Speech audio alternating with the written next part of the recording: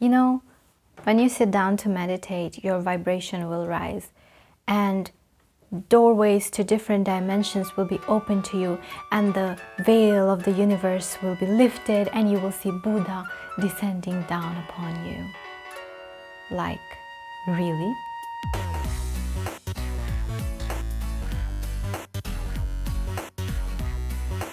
Hello everyone, this is Nazuba, and today I'm going to demystify a couple of things about meditation, the logic behind it, and how you can make it work for you. Also, possible reasons why it is not working for you. Let's go. Let's start with the logic part of all of it. As we have lived our lives, we have collected data in different situations, we have dealt with them, and our brain remembers these data and filters them and keeps them in order for the data to be used in a similar situation if need be. So imagine every time you do a certain task, your brain is sending signals through a certain path. Oversimplified, but that's pretty much how it works. Imagine this signal was a human being, right? And these neurons are jungles. And if the human being is walking the same path over and over again, this path becomes a much more traveled path, easy to traverse, and therefore the faster they can get from point A to point B. That's why repetition makes better. It's pretty much the same way we deal with thought patterns. And regardless of the logic behind or the reason behind why we chose a certain thought or a set of thoughts in a certain situation, a pathway has been formed. So in a similar situation, the same pathway will be taken by this signal. That's pretty basic, right? So imagine there's this person that we call Mr. X, and we know him as a short-tempered person. And every time he drives and somebody cuts him off on traffic, he is so angry and he starts cussing, like immediately. Of course, there are other things that he gets angry about, but this particular thing is a really big pain point for him. Whereas his wife might be sitting right next to him in the car and she doesn't get really angry. She might be feeling annoyed or just meh, but she doesn't get angry. Now, I want you to notice the situation was the same, but both of them had a different kind of reaction to this same incident. Two people could be looking at the same thing, but having a different kind of reaction because they are thinking different sets of thoughts, even if it is the same person. So Mr. X, in our case, could be in a really good mood. Let's say he just got a promotion. So somebody cuts him off in traffic, and today he didn't get angry because he was too busy thinking about the promotion, which made happy hormones inside of him, which made him not focus on it and think his usual thoughts, and he was just not as angry as usual. Very logically connected, right? And this was very interesting when I figured it out that we actually do not react to anything that is external to us.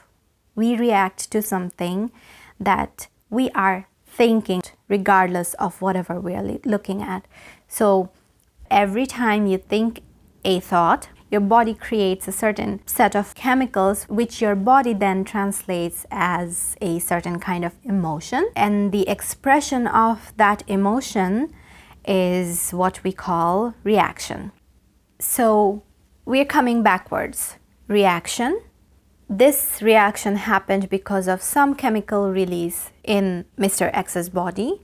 These chemicals are being released every time a certain set of thoughts are being thought. Once you have practiced a thought path, you have created a pathway.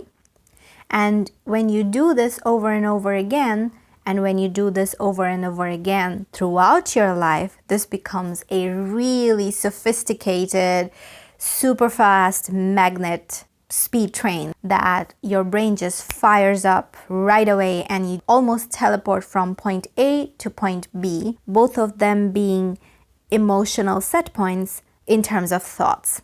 This emotional state is something that you frequently reach. So Mr. X has practiced a set of thoughts so frequently that now his brain is just ready to go. This thought path has been taken so many times that this is just second nature to him. Or we say stuff like autopilot. He's just reacting without thinking. And it becomes so ingrained within us that we don't even realize that we are doing it. Our body just fires up, which means we have no control over our thoughts. And that is what we call a default thought pattern. In the case of Mr. X here, this is anger. And hence, our Mr. X is a short-tempered person. Another thing that we can talk about here is our repetitive obsessive behaviors. For example, scrolling in your telephone all the time, waking up and wanting to check your social media, and the thing that we are suffering from somewhat, which is a very short attention span. So we have lesser and lesser control over our thoughts. We can say we have lesser and lesser control over our focus. And that's why we hear this term so much these days. It's like when people say everybody has a very short attention span. You know the drill. This is where meditation can help you. The process of meditation is deciding that you will focus on a certain thing and you will keep your focus there. That's what basically meditation is. People can choose to follow their breath, any sound. You can listen to the sound of the fridge, any steady sound, right? Or your faucet, or a running river. Some people prefer visual stimuli, so they light up a flame and they watch that flame. So the entire purpose is telling your mind to stay focused on a certain thing and keeping it there. What goes wrong is when you sit down and you try to focus on something and your mind keeps going away in its natural wandering patterns. You might be thinking, oh my God, I need to do the laundry, I need to call my mom, I need to, let me check my Instagram, or I have this meeting tomorrow. Any set of thoughts that you practice all the time, and your mind is just trying to fire in that direction. What happens in those situations is that people start to think that they're doing something wrong. But the most important thing in this entire process is every time your mind goes back, bring it back to where you mean it to stay. And the act of bringing it back is the most important part of meditation. So every time you bring your mind back, pat yourself on the back and say, I did my rep. It's like any other training. It will train you to keep your focus to yourself until necessary. And every time you face a situation where all of those old patterns are coming up, you at least have now bought yourself some time to be aware of these feelings that are coming up, and you can decide to take a new thought path. You can choose a new thought, whereas before you were just going. And when you practice these new thought patterns over and over again, they translate into different kinds of behaviors and habits, and it will help you change a lot of things about your life. At the least, it will keep your mind quiet enough to get inspired to new ideas or release stress. Who doesn't want that, right? So now let's talk about reasons why so many people say, meditation is not my thing. It doesn't work for me. I've tried it. All those stuff that we hear so often. This word meditation is just very loaded. A lot of people use meditation to do a lot of different things that you may or may not agree with.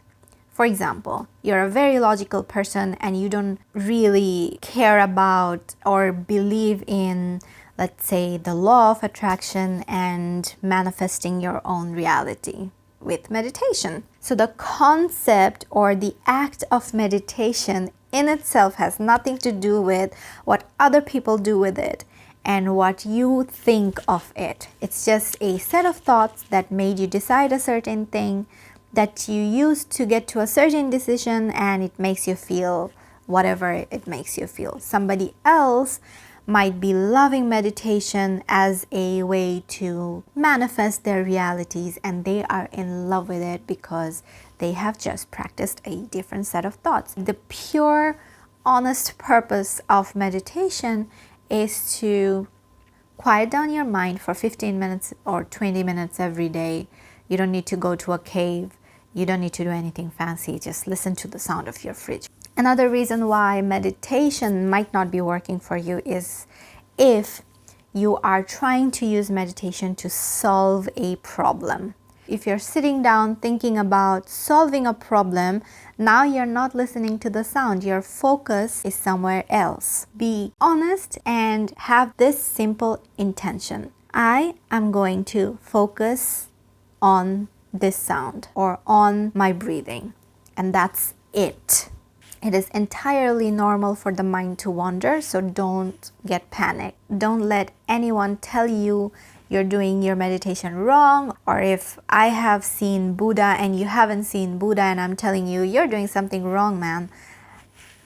Really, don't listen to me. You are supposed to figure out or feel in yourself what the quieted mind feels in your body. It's totally up to you, and it's a very personal process. So I hope I have given you a different perspective about meditation. If you have liked this video or found this useful, please hit the like button. It will mean a lot to me. Subscribe to my channel. I will be posting similar videos every week. So all the best to you, and I'll see you next time. Bye.